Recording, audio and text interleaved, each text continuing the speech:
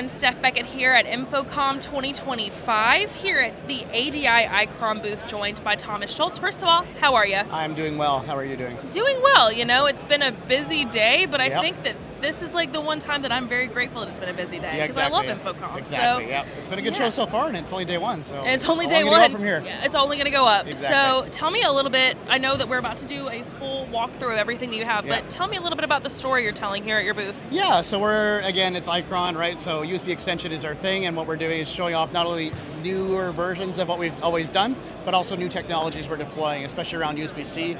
Now we're including that video component. Now we're going over a LAN with IP distribution. So more of an AV over IP play than more people are probably used to from Icron. So it'll be really interesting. All right. Well, I'm excited to walk through. Yeah, Shall we do it? Absolutely. Okay. Yeah.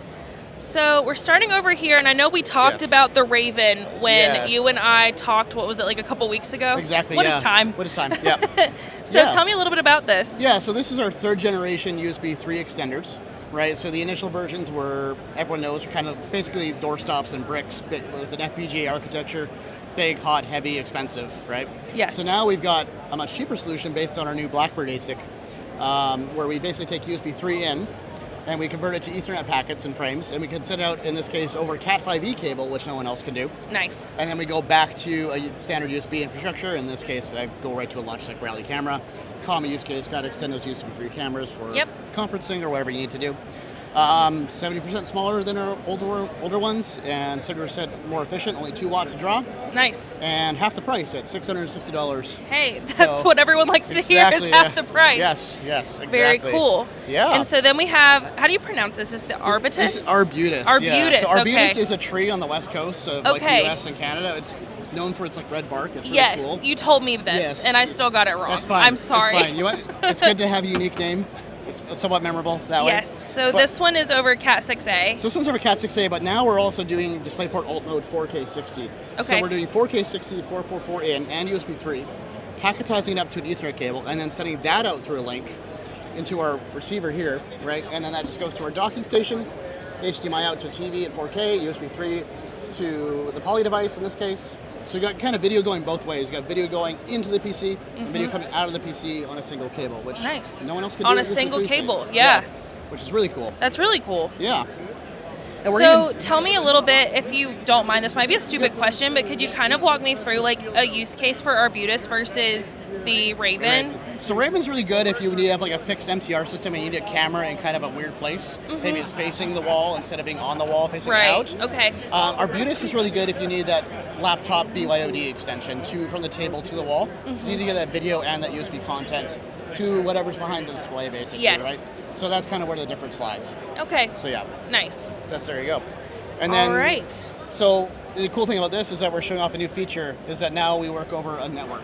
Okay. So I have everything running through a standard, unmanaged 5 or 10 gigabit per second switch. Yep. And what I can do is I can go with my very new and very beta API and hit the switch button.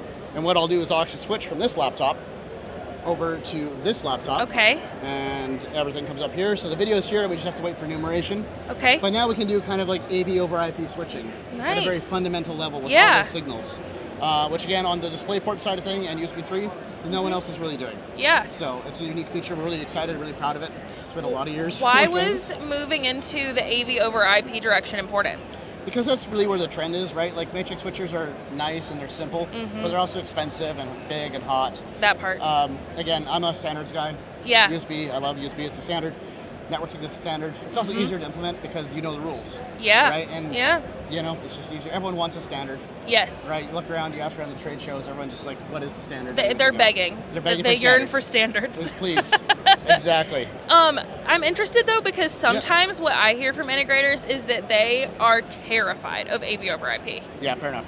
So has that been something that you've experienced here at the show, or is that something that you've kind of gotten questions about? So we definitely have questions. So we do our best as well. Like it is a bit of it's a leg up, right? It is a little bit more of understanding is necessary. Where we kind of come in is more of a simpler product. Yeah. So unmanaged switching, so you don't need to configure the switches ever. So that's one step you don't need to worry about at all. Okay. Right?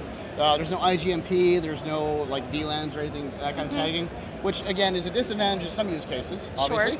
But for, you know, your SMB stuff, this is very clean and easy. Yeah. It just works. Yes. Right? And Icron is always about it just works. It just works. I mean, like, that's what everyone should be about, honestly. Exactly. Yeah. More, we need more of that in this industry, because Exactly, I do think we tend to overcomplicate things. And we certainly try. Yeah. To complicate things. Absolutely. Obviously. So, and we also have the chip here, right? Yeah. So everything I just talked about, Icron is kind of a strange duck in that we do boxes and finished goods, but we also make our own chips, which not a lot of people know, and we're actually just starting to finally tell people we do, and releasing a bit of that knowledge in the industry.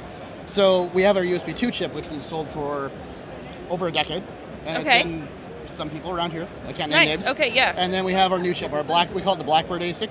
This is the one that does DisplayPort in and USB 3, and this is what does the packetization over the network and out again. So we're working with a bunch of partners around the show. You won't see anything this time, but hopefully next show, ISE, you'll see a few more iterations of our products with this chip. Is there anything else that people might not know about Icron that you want the people to know? Let me think. That, like, they're allowed to know. They're allowed to know? Yeah, that's our part. Yeah, I mean, like, we're a very technical focused company, right? We're pretty good on the response. Our support is good. But again, our claim to fame is always you don't need to, it should just work. Yeah. And we spend hours and hours of quality assurance and QE time to make sure that we can uphold that standard. Absolutely. And hopefully it reflects in the products. And that's I think that's a good place to stop. Other than that, where can people find more information about Icron? On our brand new website, because we just launched that at www.icron.com. Awesome. Well, Thomas, it was a pleasure. I'm glad we got to talk in person now. Yeah, absolutely. Thank you, Steph. And don't forget, on our site as well, you can go to ravepubs.com/InfoComm for all our InfoComm news. Again, I'm Steph Beckett, and we will see you next time.